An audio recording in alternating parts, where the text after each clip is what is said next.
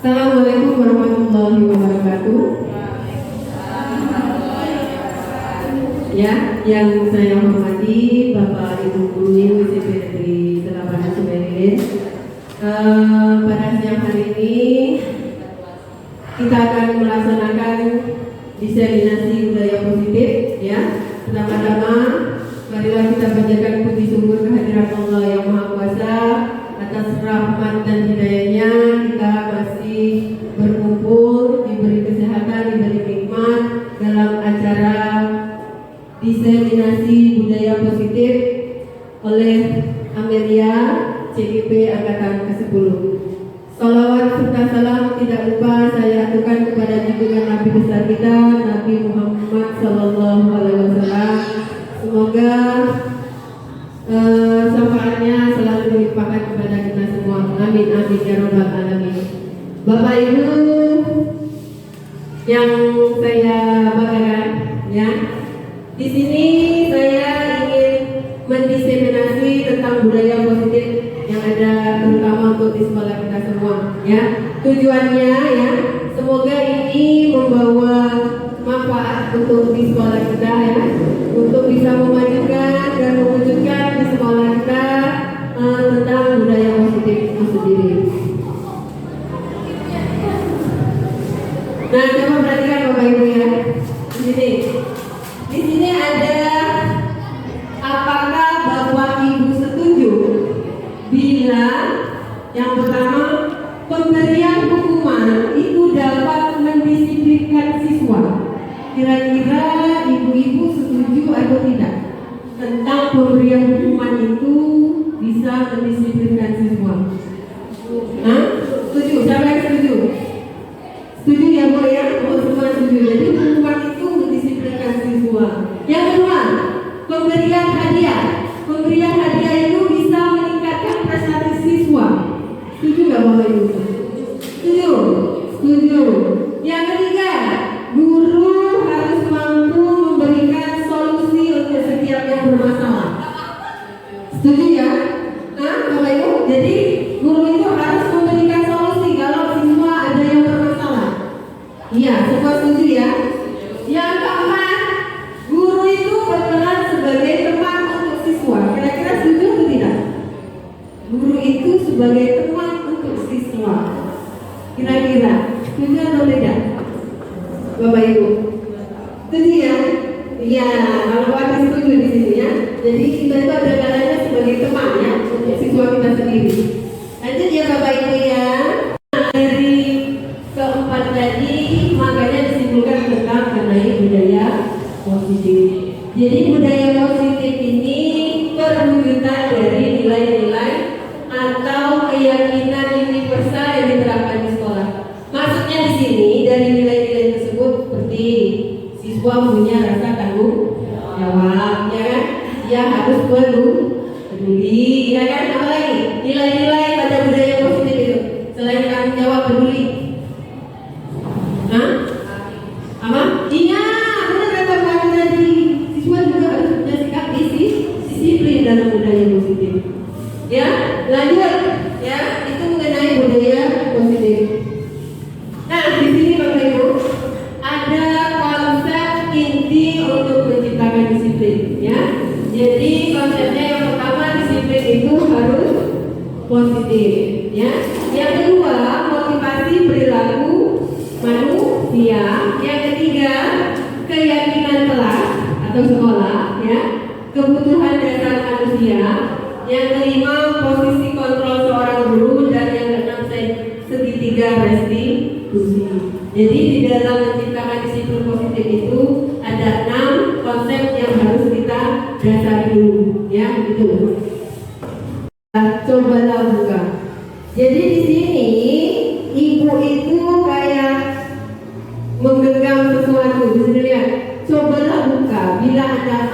ya.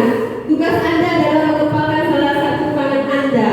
Coba antara ibu sama temannya, ya, boleh ya. Ibarat ibu punya sesuatu yang ada di tangan. Kira-kira ya, ibu mau membukakan tangan atau tidak? Coba dicoba. Coba bisa dirayu ya, bisa dibujuk, bisa digoda dan bisa dimarahi. Coba salah satu kayak Bu Ati sama Bu Fitri. Bu Ati punya sesuatu yang ada di tangan. Kayak Bu Ati sama Bu Fatma, ya. Ada sesuatu yang ada di tangan.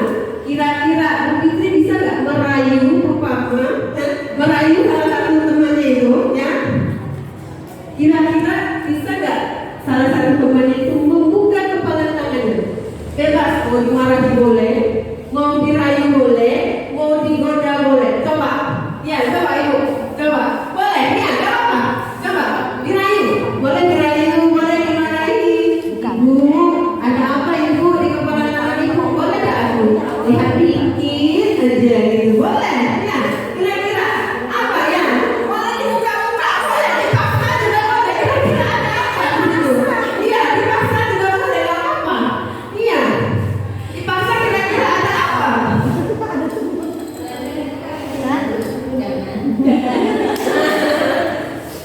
Ya, jadi di sini ya ada yang bisa menawar sesuatu ya, membujuk, menghardik, mengintimidasi, memarahi, menggoda. Jadi di sini apakah Anda bersedia membuka kepala tangan? Jawabnya? Tidak. Kenapa Pak? Kenapa Pak? Iya, berarti tergantung kontrol diri kita, ya kan? Maunya kita gimana, ya kan? Ya, kalau kita tidak mau membuka, nggak akan membuka, ya? Gitu maksudnya dari coba tanda di sini.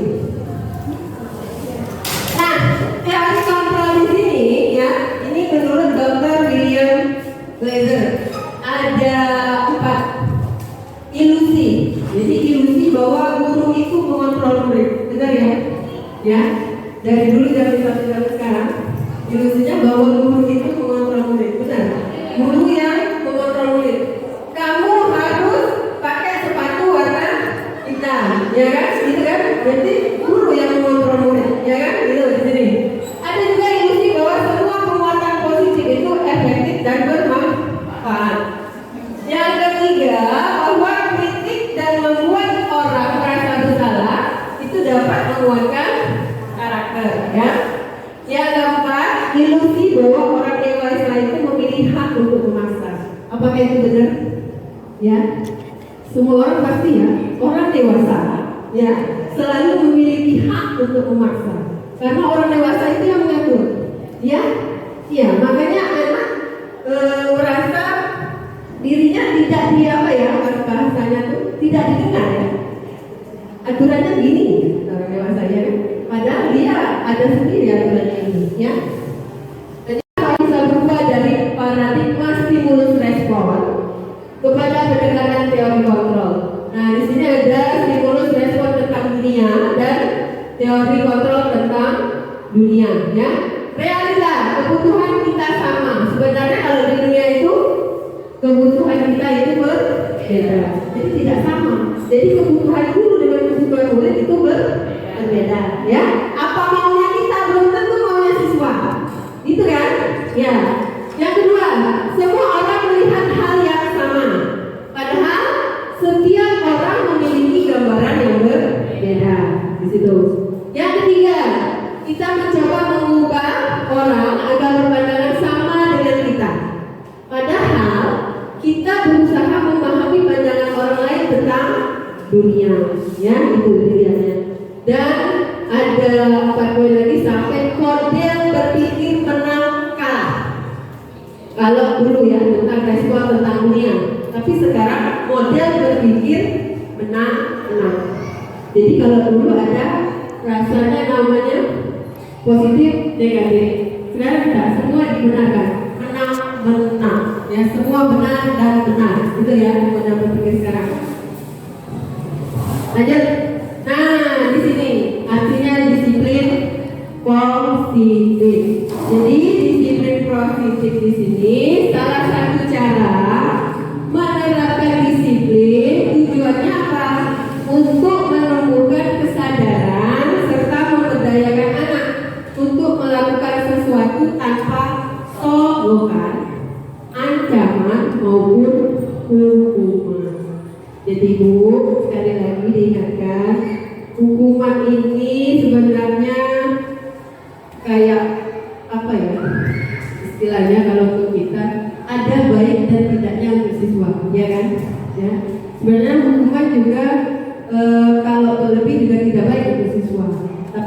kita tidak diterapkan dengan hukuman tersebut, siswa tidak akan berubah ya.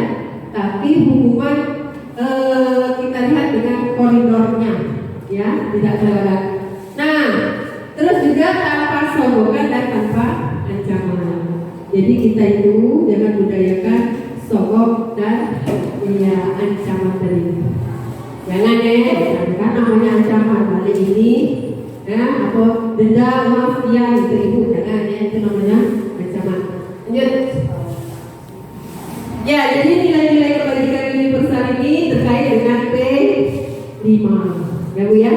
Ya, yang sudah kita terapkan di kelas 7. Jadi kebajikan universal ini ada profil belajar Pancasila, ada berapa Bu profil belajar Pancasila itu? Ada. Nah, masih kalahnya. Profil belajar Pancasila beriman dan bertakwa pada Tuhan yang Esa. Apalagi Bu yang pertama?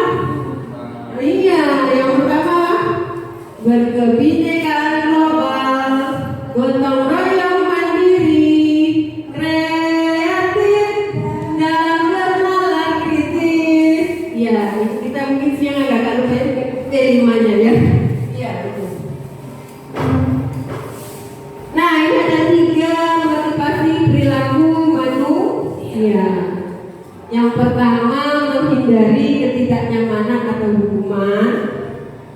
Yang kedua, mendapatkan imbalan atau penghargaan dari orang lain. Yang ketiga, menjadi orang yang mereka inginkan dan menghargai diri sendiri dengan nilai-nilai yang mereka percaya. Kalau ibu di posisi mana dari ketiga ini? Mau pilih yang mana Bapak? Ibu dari ketiga ini? Mau kira-kira posisi yang mana kita itu beradanya? Ke-1, kedua, atau ketiga? Hah? Di modalnya kedua. Ya. Pak, kemana Pak posisi kita Pak? Posisi Bapak sebenarnya berada di mana motivasi Bapak? Oh, ke-1. Maksudnya memilih yang pertama ya, menghindari ketidaknyamanan atau hukuman. Ada yang ketiga, ini yang ketiga ya. Ya. Kita bahas dulu dari nomor 1. Menghindari ketidaknyamanan atau hukuman. Manusiawi Pak ya. Ya benar. Kita seringkali yang namanya guru pun ya, guru pun iya di poin nomor 1 sering terjadi ya, tidak hanya siswa, kita pun seringkali benar ya, menghindari ketidaknyamanan atau hukuman ya. Kalau kepala sekolah datang ke pembinaan ya kan, ya kita kan gak enak kalau diceramahin ya kan, makanya posisi ini selalu ya, iya selalu ada ya. Tapi poin yang bagus adalah nomor 3 ya. Nomor 3 ini menjadi orang yang mereka inginkan dan menghargai diri sendiri dengan nilai-nilai yang mereka percaya, itu ya. Nah, di sini ada mengenai hukuman, konsekuensi dan restitusi ya. Jadi antara hukuman, konsekuensi dan restitusi itu berbeda. Yang pertama, kalau hukuman itu sesuatu yang menyakitkan tapi harus terjadi. Kalau konsekuensi sesuatu harus terjadi. Tapi restitusi di sini adalah merupakan pilihan. Di sini ya. Yang kedua, kalau hukuman tidak nyaman, ya, tidak nyaman untuk murid, ya, anak untuk jangka waktu yang panjang. Sedangkan konsekuensi di sini adalah tidak nyaman untuk murid juga, tapi untuk jangka waktu yang pendek. Maksudnya di sini, ya, berarti kalau kita memberi hukuman kepada siswa, ya, anak selalu ingatnya, benar kan? Ya kan? Membekas di hatinya secara langsung ya, itu makanya jangkanya panjang kalau hukuman. Berbeda dengan konsekuensi ya. Kalau konsekuensi sama ya, tidak nyaman juga untuk siswa tapi jangkanya pendek. Berbeda dengan restitusi. Di sini restitusi kita mengeluarkan muridnya ya, kita mengeluarkan murid dalam jangka waktu yang panjang tuh.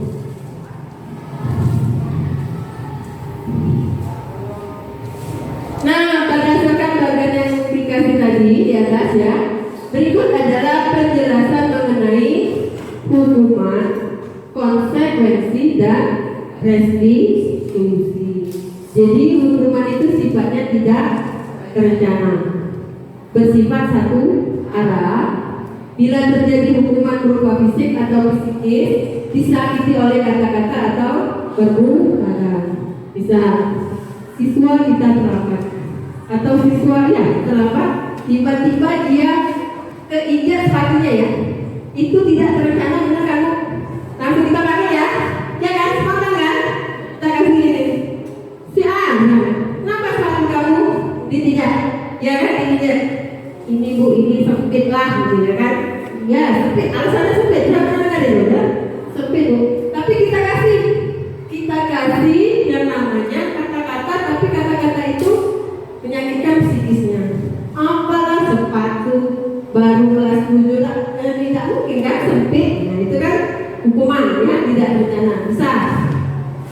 Yang kedua, konsekuensi ya, bersifat terencana, sudah disepakati oleh siswa, tapi bentuk konsekuensinya dibuat oleh pihak guru atau sekolah. Contoh di kelas, ya kan?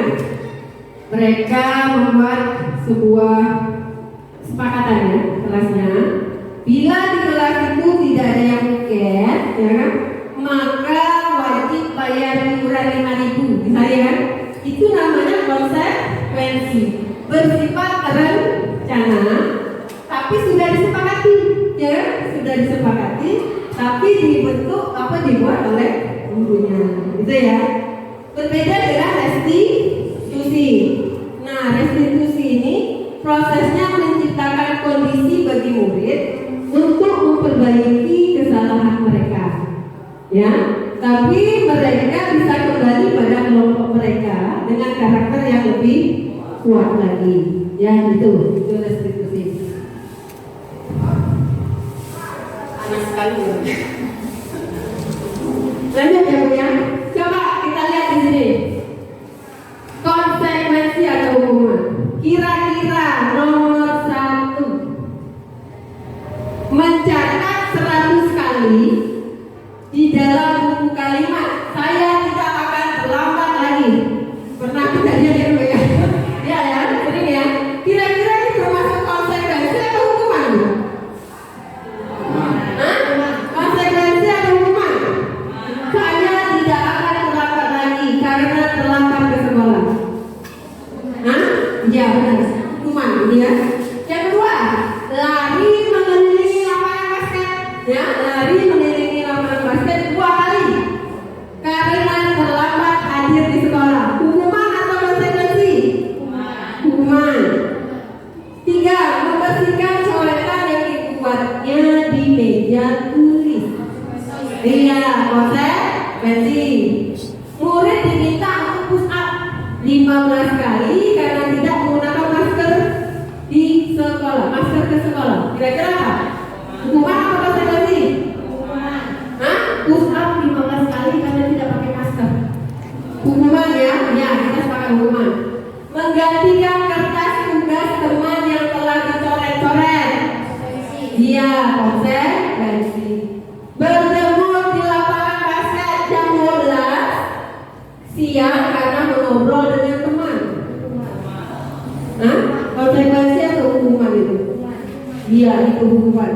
Murid diminta bertelanjang kaki sepanjang hari karena tidak menggunakan sepatu warna hitam sesuai peraturan sekolah. Konsekuensi. Sampai sini saya mau tanya Bu, mengenai bedanya konsekuensi sama hukuman. Ada pertanyaan di sini Bu? Belum? Ya, kita lanjut ya.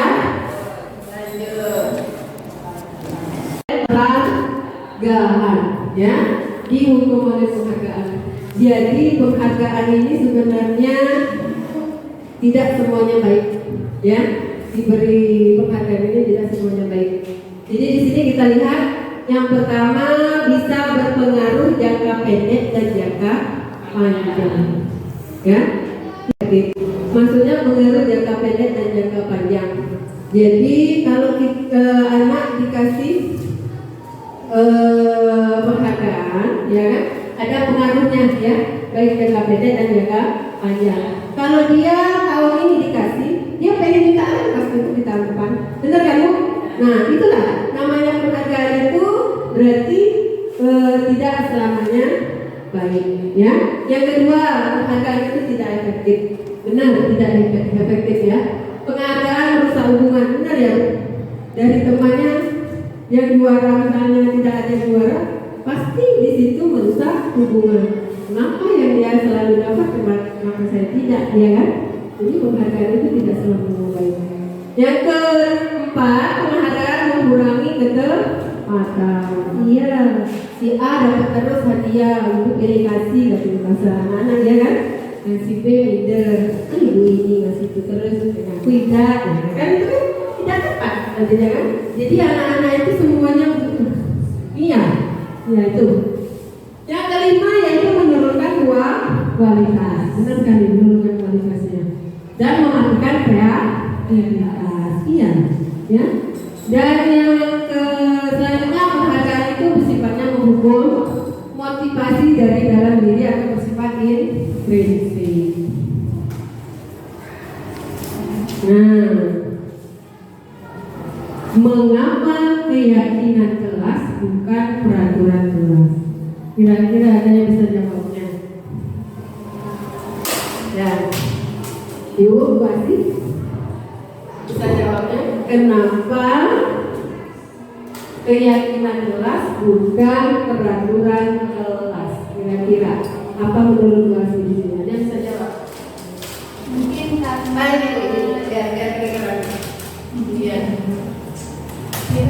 Iya. kenapa keyakinan itu mungkin karena disepakati bersama. Ya, kalau peraturan itu kan kayaknya lebih ke misalnya sekolah punya peraturan dibuat pihak gitu. Kenapa keyakinan mungkin karena disepakati bersama. Ya,